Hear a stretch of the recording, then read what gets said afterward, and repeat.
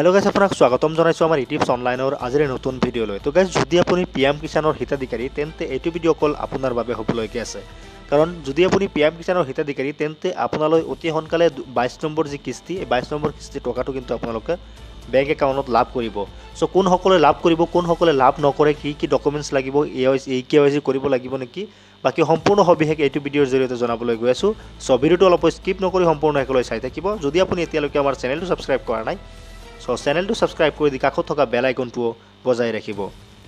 চ' যোৱা 21 নম্বৰ কিস্তিৰ যি টকা, এই টকাটো কিন্তু বহুতৰে একাউণ্টত সোমোৱা নাছিল। বহুতে মোক কমেণ্ট কৰিছিল যে 21 নম্বৰ কিস্তিৰ টকাটো সোমোৱা নাই, চ' কি কৰিব লাগিব, বা মোৰ একাউণ্টো ঠিক আছে, KYC কৰিছোঁ, চব কৰিছোঁ, তাৰপিছতো কিন্তু মোৰ একাউণ্টত টকাটো সোমোৱা নাই। চ' কোনসকলৰ সোমোৱা নাই সেইসকলৰ কি কৰিব লাগিব এইটো ভিডিঅ'ৰ জৰিয়তে আগতে মই সেইটো দেখুৱাই দি আছোঁ। যদি আপোনাৰ লিষ্টত নাম আছে তেনে ক্ষেত্ৰত আপুনি কিন্তু পইচাটো লাভ কৰিব।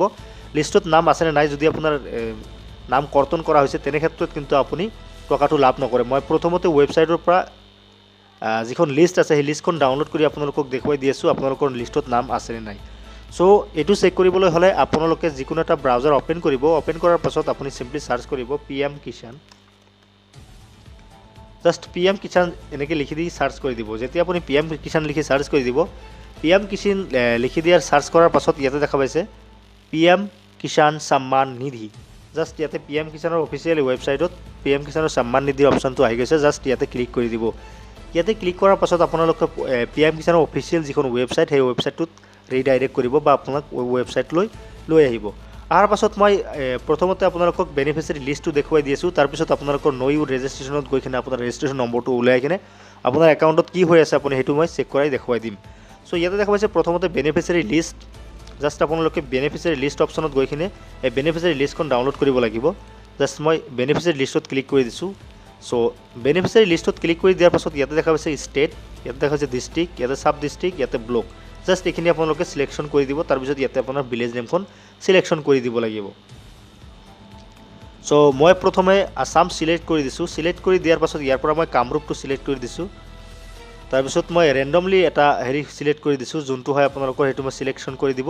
আপোনালোকে চাব ডিষ্ট্ৰিক্টখন চিলেক্ট কৰিব, তাৰপিছত ইয়াতে আপোনালোকৰ যিখন হয় চিলেকশ্যন কৰি দিব।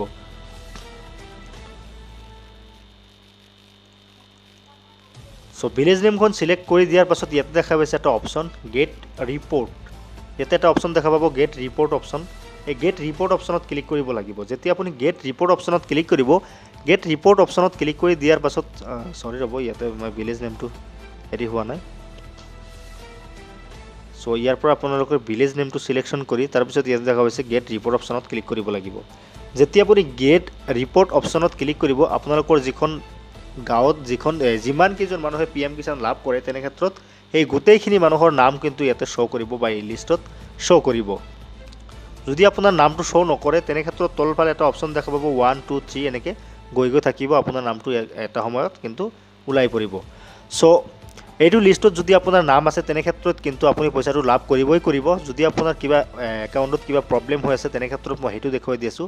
এই প্ৰব্লেমটো ক'ত হৈ আছে আপুনি কেনেকৈ চেক কৰিব, সেইটো চেক কৰিবলৈ হ'লে আপুনি বেকত আহিব। বেকত অহাৰ পাছত আপুনি অফিচিয়েল ৱেবছাইটত আহিব। অফিচিয়েল ৱেবছাইটত অহাৰ পাছত ইয়াতে অপশ্যন দেখা পাব, ইয়াতে এটা অপশ্যন দেখা পাব ন' ইউৰ ষ্টেটাছ। জাষ্ট আপুনি ন' ইউৰ ষ্টেটাছ অপশ্যনত ক্লিক কৰিব লাগিব। যেতিয়া আপুনি ন' ইউৰ ষ্টেটাছ অপশ্যনত ক্লিক কৰিব, ন' ইউৰ ষ্টেটাছ অপশ্যনত ক্লিক কৰি দিয়াৰ পাছতে কিন্তু আপোনালোকৰ ইয়াতে দেখা পাইছে ৰেজিষ্ট্ৰেশ্যন নম্বৰ, ইয়াতে দেখা পাইছে কেপচা কোড। চ' এতিয়া আপোনালোকে যদি আপোনালোকৰ ৰেজিষ্ট্ৰেশ্যন নম্বৰটো নাজানে বা PM কিষাণৰ যিখন ৰেজিষ্ট্ৰেশ্যন নম্বৰ সেইখন যদি নাজানে তেনে ক্ষেত্ৰত আপোনালোকে কেনেকৈ ৰেজিষ্ট্ৰেশ্যন নম্বৰখন উলিয়াব। চ' তাৰ কাৰণে ইয়াতে দেখা পাব এটা অপশ্যন ন' ইউৰ ৰেজিষ্ট্ৰেশ্যন নম্বৰ। জাষ্ট আপুনি এইটো অপশ্যনত ক্লিক কৰিব লাগিব।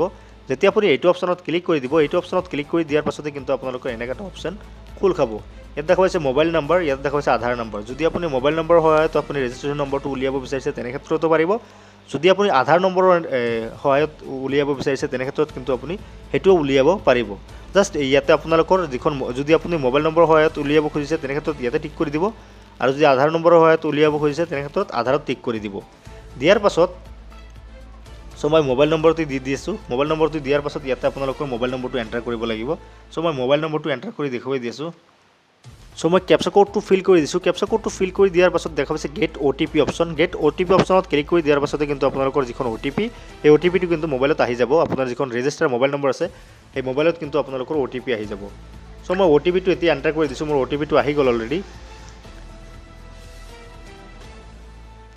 সো মই OTPটো দি আছোঁ বহাই দিছোঁ এণ্টাৰ কৰি দিয়াৰ পাছত জাষ্ট ইয়াতে গেট ডিটেইল অপশ্যনত ক্লিক কৰিব লাগিব যেতিয়া আপুনি গেট ডিটেইল অপশ্যনত ক্লিক কৰিব গেট ডিটেইল অপশ্যনত ক্লিক কৰি দিয়াৰ পাছতে কিন্তু আপোনাৰ যিখন ৰেজিষ্ট্ৰেশ্যন নম্বৰ সেই ৰেজিষ্ট্ৰেশ্যন নম্বৰটো আপোনাৰ ওলাই পৰিব ওলাই যোৱাৰ পাছত জাষ্ট আকৌ ইয়াতে অপশ্যনত আহিব এইটো অপশ্যনত অহাৰ পাছত ইয়াতে দেখা পাইছে ৰেজিষ্ট্ৰেশ্যন নম্বৰ জাষ্ট সেই যিখন ৰেজিষ্ট্ৰেশ্যন নম্বৰটো উলিয়াইছে এই ৰেজিষ্ট্ৰেশ্যন নম্বৰটো ইয়াতে এণ্টাৰ কৰিব এণ্টাৰ কৰাৰ পাছত ইয়াতে কপি কৰি কিনে এইটো কেপচা কোডটো ইয়াতে বহাই দিব বহাই দিয়াৰ পাছত গেট ডিটেইল অপশ্যনত ক্লিক কৰিব যেতিয়া আপুনি গেট ডিটেইল অপশ্যনত ক্লিক কৰিব গেট ডিটেইল অপশ্যনত ক্লিক কৰি দিয়াৰ পাছতে কিন্তু আপোনালোকৰ যিখন এই হেৰিখন খোল খাব মই দেখুৱাই দি আছোঁ আপোনালোকক কেনেকৈ চ' ইয়াতে দেখা পাইছে এনেকৈ খোল খাব আপোনালোকৰ সেইটো খোল খোৱাৰ পাছত ইয়াতে আপুনি চেক কৰিব পাৰিব আপোনাৰ ক'ত ভুল হৈ আছে য'ত ভুল আছে আপোনালোকৰ ৰিড মানে হেৰি কৰি দেখুৱাই দিব এনেকৈ দেখুৱাই দিব ৰিড কৰি চ' ক'ত ভুল হৈ আছে আপোনালোকৰ চ' আজিৰ ভিডিঅ'টো ইমানলৈকে আছিল ভিডিঅ'টো যদি ভাল লাগিছে লাইক কৰিব ভিডিঅ'টো যদি হেল্পফুল বুলি ভাবে তেনেহ'লে বন্ধু বান্ধৱীসকলৰ মাজত শ্বেয়াৰ কৰক চ' সম্পূৰ্ণ ভিডিঅ'টো শেষলৈ চোৱাৰ বাবে আপোনাক অশেষ ধন্যবাদ থেংক ইউ জয় আই অসম